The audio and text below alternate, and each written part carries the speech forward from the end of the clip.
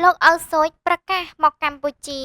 ថៃដេញចេញពីវត្តជាលោកឪសូចព្រះសង្ឃសញ្ជាតិថៃដើមកំណើតខ្មែរតែហ៊ាននិយាយការពិតដើម្បីការពារកម្ពុជាពីការឈ្លានពានរបស់ថៃពាក់ព័ន្ធរឿងវិវាទព្រំដែនកម្ពុជាថៃហើយត្រូវបានអាជ្ញាធរថៃរកចាប់ខ្លួននិងដកហូតសញ្ជាតិហើយព្រះអង្គបានសុំមកគង់នៅប្រទេសកម្ពុជានោះត្រូវបាននាយករដ្ឋមន្ត្រីកម្ពុជាប្រកាសទទួលស្វាគមន៍នោះពេលនេះត្រូវបានគណៈសង្ឃថៃសម្រេចបណ្តេញចេញពីវត្តដោយចោទប្រកាន់ថាព្រះអង្គញុះញង់ឲ្យមានការបែកបាក់ជាតិតាមប្រភពបណ្ដាញសារព័ត៌មានថៃរ៉ាបានរាយការណ៍នៅព្រឹកថ្ងៃទី30 ខែមិថុនាឆ្នាំ2025ថាចំណាត់ការបណ្ដេញលោកឪសុចចេញពីវត្តនេះបន្ទាប់ពីព្រះអង្គបានសម្ដែងធម្មទេសនាផ្សាយផ្ទាល់តាមបណ្ដាញសង្គមរិះគន់ប្រជាជនខេត្តសូរិនដែលភ្លេចដើមកំណើតជាតិខ្មែរហើយចង់ឲ្យកម្ពុជាបាញ់កំភ្លើងធំទៅលើខេត្តសូរិនព្រះគ្រូថាវរវិចារឆៃព្រះចៅអធិការវត្តបាណង់ក្រែនិងជាព្រះចៅ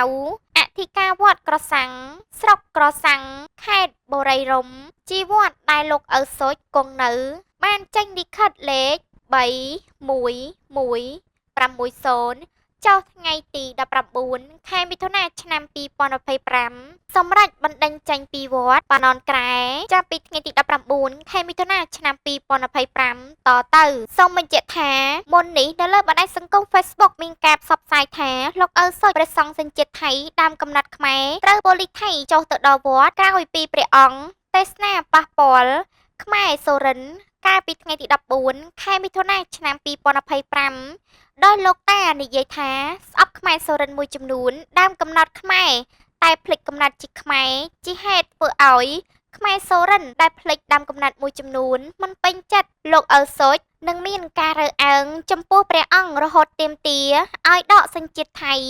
ពីព្រះអង្គនឹងបណ្ដេញចេញពីប្រទេសថៃតើព្រះអង្គ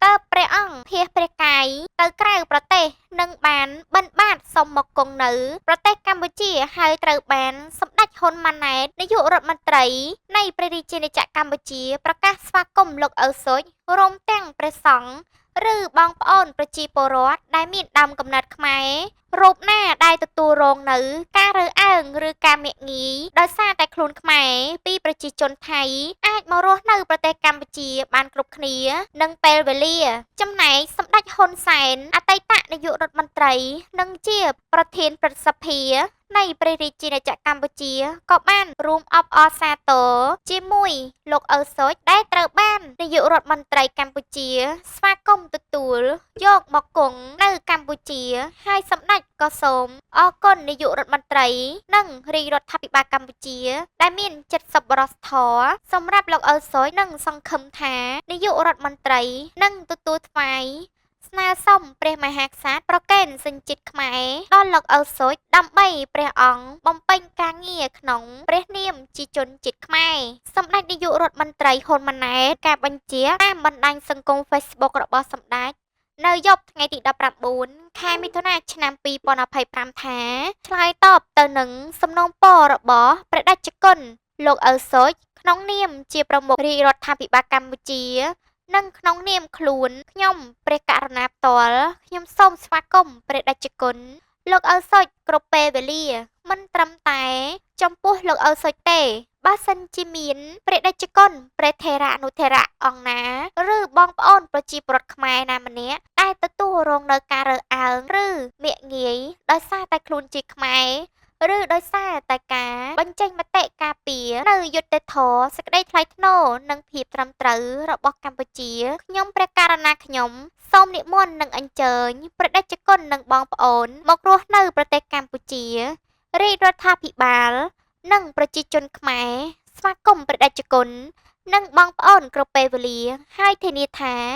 នឹងមិនមានការរើអើងឬចាប់ជនជាតិខ្មែរយើងបញ្ជូនទៅប្រទេសណាផ្សេងនោះទេបន្ទាប់ពីសម្ដេចហ៊ុនម៉ាណែតនាយករដ្ឋមន្ត្រីកម្ពុជាប្រកាសទទួលស្វាគមន៍ព្រះអង្គមកគង់នៅប្រទេសកម្ពុជាដូចខាងលើលោកឪសូចបានចេញវីដេអូថ្លែងអំណរអគុណសម្ដេចហ៊ុនម៉ាណែតនិងប្រជាពលរដ្ឋខ្មែរដែលបានស្វាគមន៍ព្រះអង្គ និមន្តចូលមករស់នៅកម្ពុជា ហើយលោកឪសុចបានប្រកាសថ្វាយនិងបូជាជីវិតជូនព្រះមហាក្សត្រខ្មែរ និងបានជូនពរឲ្យរដ្ឋាភិបាលកម្ពុជាសុខសប្បាយគ្រប់គ្រងប្រទេសក្នុងសន្តិភាពមានសេចក្តីសុខសេចក្តីចម្រើន